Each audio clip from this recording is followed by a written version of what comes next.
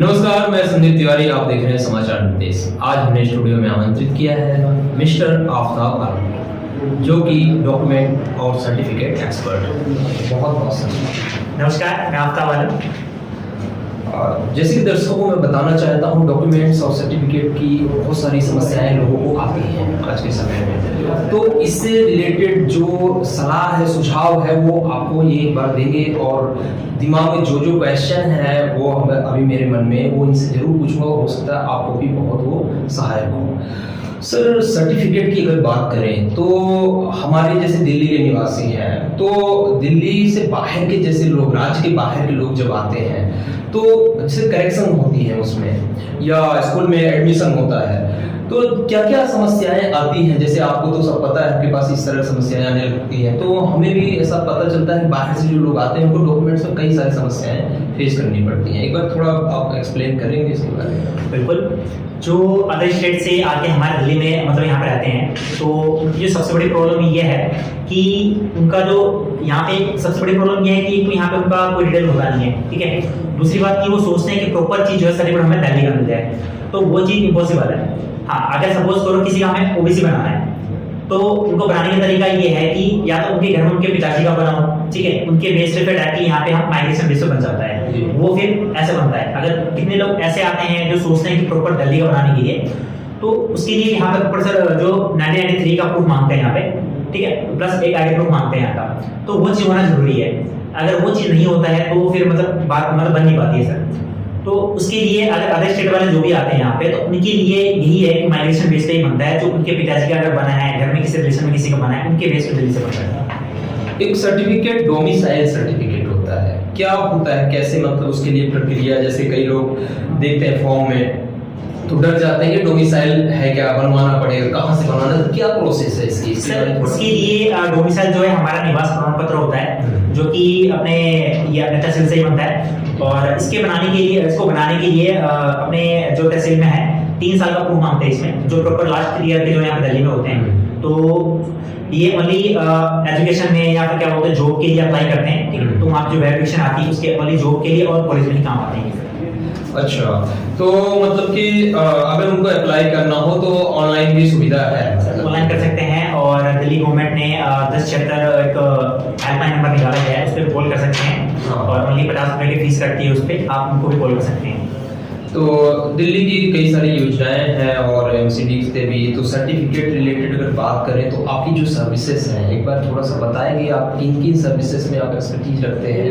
हमारे दर्शक भी जानना चाहेंगे, तो उससे रिलेवेंट क्वेश्चन आपसे। और तो सर्टिफिकेट्स के रिगार्डिंग जो है, अगर बहुत से ऐसे हैं जो कि आते हैं ग्राहकों के चक्कर में पड़ जाते हैं, तो वहाँ पे सिर्फ वो एक ही चीज करते हैं, डराते हैं, धमकाते हैं, वो नहीं पाएगा, ऐसे होगा, वैसे होगा, इधर से करवाना पड़ेगा, मतलब घुमाते हैं एप्लीकेंट को। तो कोशिश ये है कि जो जेन्युइन चीज पता करने के सबसे पहले आप तहसील में जाएं, सबसे पहले तहसील में जाए, ठीक है, वहां पर डिस्कशन करें क्या है क्या नहीं है, क्या डॉक्यूमेंट दे रहे हैं, ठीक है। और उसके लिए आप तहसील में भी एक सविनय दस्तावेज है, सविनय दस्तावेज वहां पे अगर आते हैं तो सबको लीगल तरीके से गाइड करते हैं, बताते हैं कि क्या चीज है, कैसे बनेगा, किसमें किस डॉक्यूमेंट में क्या चीज लगेगा, तो उस तरीके से हम गाइड करते हैं। तो अगर वहां पे भी आते हैं, अगर कोई अपने जाते हैं तो प्रॉपर चीज आते हैं, वहां पे कोई भी दलाली काम नहीं होता है, किसी को पैसे की मांग नहीं करते हैं, ठीक है। वहां प्रॉपर गाइड किया जाता है। टूडा मंडी में है सविनय दस्तावेज के नाम से, तो वहां पे भी आ सकते हैं, प्रॉपर गाइडेशन दी जाती है।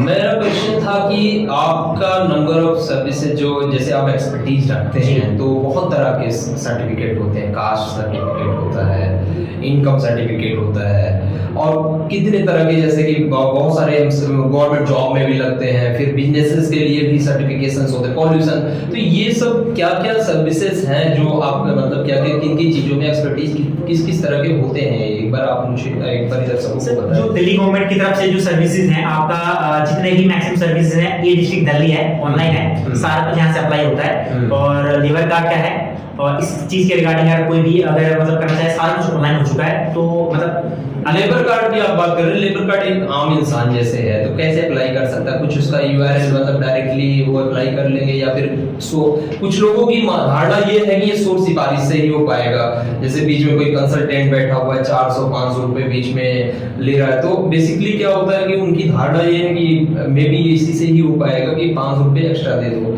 तो जैसे आप लोग भी सब मिलते हैं, आप लोग कंसल्टेंट एक नॉमिनल चार्ज जो गवर्नमेंट के द्वारा, लेकिन कुछ ऐसे लोग भी हैं जो बोलते हैं बिना सेटिंग के नहीं हो पाएगा। तो ये चीजें कैसे आप देखते हैं, मतलब कि ये चीजें बहुत तेजी से मतलब कि फैल रही हैं। सर ये बिल्कुल सही बताया आपने। जो चीज है, पहली बात तो गवर्नमेंट कभी भी कोई भी चार्ज पे नहीं करती है, मतलब चार्ज नहीं लेते हैं। नॉर्मल अगर हम लेबर कार्ड अप्लाई करते हैं, ठीक ठीक है, रिन्यू भी करते हैं, तो 10 या 20 रुपए का मेरे ख्याल से उनको ऑनलाइन पेमेंट करती है, जो कि डायरेक्टली दिल्ली गवर्नमेंट में जाता है। अगर ये बोलते हैं कि 500 रुपए हम बना के दे देंगे बिना कहीं आया जाए, वो चीज गलत है। ये सारे फ्रॉड काम होते हैं। तो और गवर्नमेंट दिल्ली गवर्नमेंट जो है लेबर कार्ड के लिए बिल्कुल साइट अलग बना चुकी है, बिल्कुल फ्रेश, और इसके लिए अप्लाई करवाते हैं, काउंटर पे जाना पड़ता है, वहां पे डॉक्यूमेंटेशन और दिखाना पड़ता है, प्लस वीडियो बनती है 10-12 सेकंड का, ठीक है, वो चीज अच्छी होता है, प्लस फोटो खींचते हैं काउंटर पे, जब जाके ये बन पाता है, ऐसा नहीं होता है।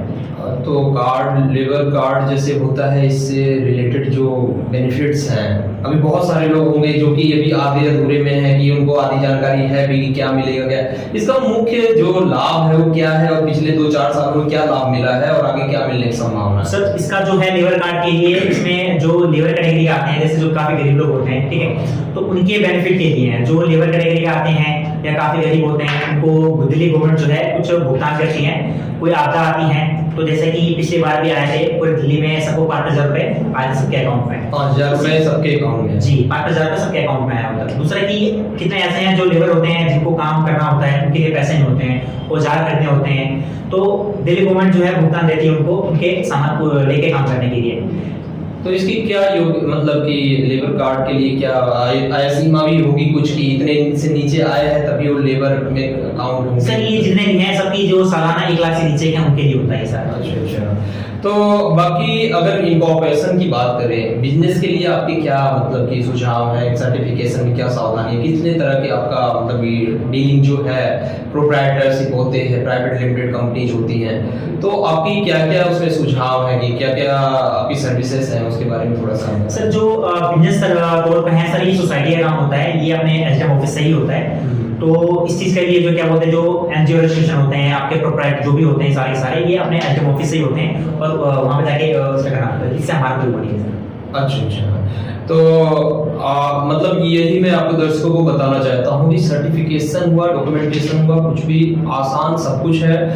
आज के समय में अगर आप भटक जाएंगे कंसल्टेंट के चक्कर में, अगर पड़ेंगे कि हाँ सेटिंग से ही हो सकता है, तो ऐसा नहीं है। जैसा कि ये खुद बता रहे हैं, एक्सपर्ट हैं इस चीज के, कि आज के समय में कोई भी चीज ऑनलाइन है, सर्च कर सकते हैं आप, गूगल पे सर्च कर सकते हैं, देख सकते हैं। और जैसे कि सर ने समय दिया कि डॉक्यूमेंट्स और सर्टिफिकेशन जो होता है बहुत इजी है, कुछ भी चीजें जो हैं उसका बस आपको एक नॉलेज होना चाहिए कि आपको अप्लाई कैसे करना है, और नहीं अगर उसमें नॉलेज है तो आप एक बार वीडियोज होते हैं उसको देख लें एक्सपर्ट से, मतलब जैसे सर ने बताया, काफी सारी चीजें बताया।